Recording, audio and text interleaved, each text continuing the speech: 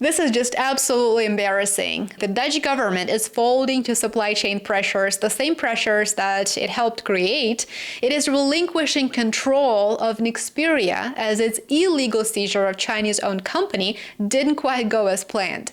The geopolitical drama surrounding Nexperia, which is a Chinese-owned chipmaker that is based in the Netherlands, may finally be nearing a resolution. After weeks of escalating tensions that threatened to disrupt the global automotive supply chain, there are signs that the Dutch government has no choice but to give in to external pressures created by its recent opportunistic maneuver with China. According to new reports, the Netherlands is prepared to suspend its control over Nexperia if China resumes the export of its critical chips. My understanding is that China has already agreed to do so. They desperately need the chips in Europe, of course, and they now understand the consequences of their own actions actually may bite back. This move would effectively end one of the most high-stakes tax standoffs between Europe and China this year, a standoff that had the potential to halt production at major car manufacturers across the world and primarily in Europe. As I previously discussed in a video, in early October, the Dutch government seized powers over Nexperia under a Cold War-era law that it had unearthed, which gave it the authority to block or to alter key corporate decisions for up to a year.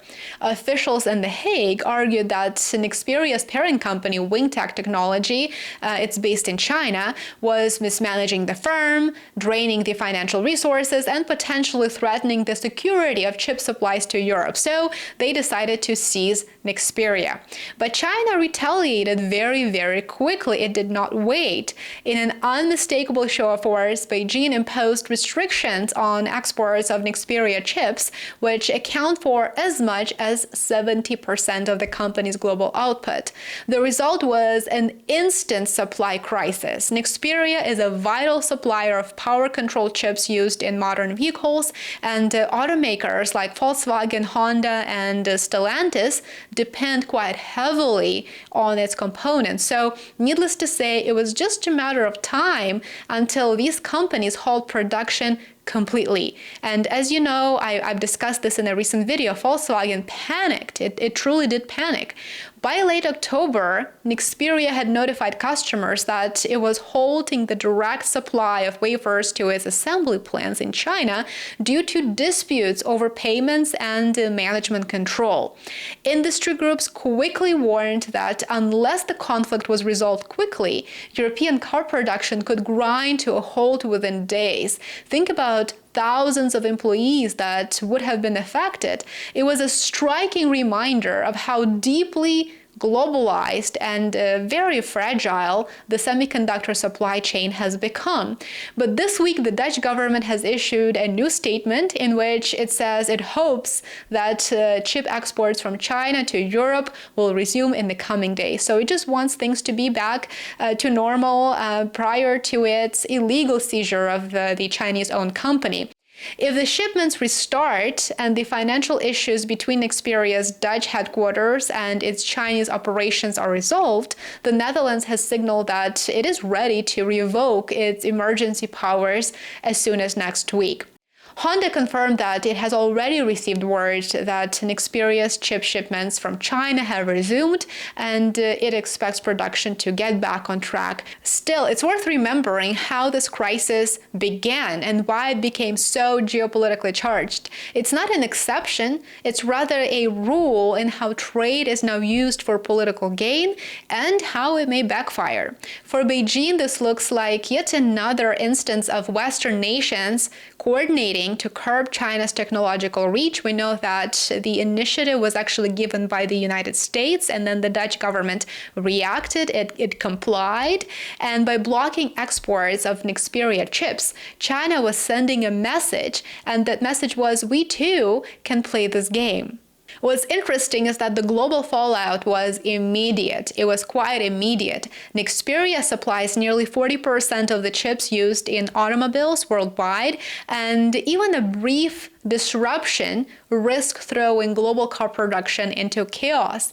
European automakers scrambled to find alternatives, they panicked, and they filed for exemptions, or they effectively had to cut outputs temporarily to stretch their limited supplies, and they knew that they may not have them replenished soon. Now, as China appears to soften its stance, allowing companies to apply for export exemptions on a case-by-case basis at this time, the crisis is beginning to thaw. But the damage, both economic and diplomatic, will likely take time to repair. This episode also highlights a larger truth, and this is what I would like to emphasize today. Semiconductors have become the defining battleground of modern geopolitics. What began as a corporate dispute between Nexperia and its parent company turned into a proxy clash between global powers. The Netherlands is caught between its commitments to Western allies and its deep economic ties to China. So the Netherlands effectively complied with the US request, let's say, to its own detriment, and it looks like it learned the lesson. I would argue that for Europe, the Nexperia crisis serves as a wake-up call. It exposes just how vulnerable Europe's car industry is to geopolitical shocks in chip supply. For China, this is a reminder that its growing dominance in manufacturing still relies on quite delicate relationships with Western markets if it wants to continue serving those markets. And for the United States, this crisis shows the far-reaching ripple effects of its tech containment strategy toward Beijing.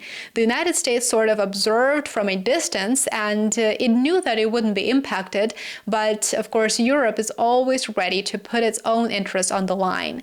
If the Dutch government does indeed lift its control over Nexperia next week, it will mark the beginning of a quite delicate detente, but even as shipments resume and production restarts, the trust between Europe and China has been damaged even further and perhaps permanently. This episode proves one thing beyond doubt, in my opinion. In today's interconnected economy, a single political decision in Amsterdam or in Beijing or in Washington can ripple across a range of countries, and millions of people would be affected. The Nexperia saga may soon be over, hopefully, but the competition for control over the world's most critical technology, which are semiconductors, is only just the beginning. Thank you so much for watching. Join me on Substack and Patreon. Support my work. I appreciate every single one of you who has become a paid subscriber. Thank you. Like, subscribe, and share, and I will see you back here tomorrow. Take care.